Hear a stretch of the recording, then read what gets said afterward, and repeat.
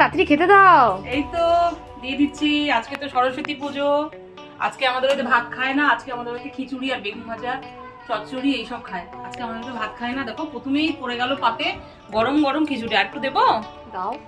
খিচুড়ি দিয়ে দিলাম চাকা চাকা করে কাটা বেগুন ভাজা, দিয়ে দিলাম একটা 5 মিশালি তরকারি। এটা হচ্ছে পালং শাকের চচ্চড়ি, কারণ সরস্বতী পুজোর দিন আমাদের বাড়িতে এই নিয়মটা আছে, শীষ পালংয়ের চচ্চড়ি করতেই হবে আর গোটা সেদ্ধ করতেই হবে, সঙ্গে তো কুলের চাটনিও আছে। করে দিয়ে দিলাম গোটা সেদ্ধ। এই যে গোটা সেদ্ধর মধ্যে গোটা গোটা আলু, এই যে গোটা শিম আর এই গোটা একটা বেগুন, এই দিয়ে গোটা সেদ্ধটা বানাতে হয়। এটা আমাদের নিয়ম, সরস্বতী পুজোর দিনই করতে হয়, কিন্তু এটা আগামীকাল খেতে হয়, তাও আজকে একটুখানি দিয়ে দিলাম পাতে।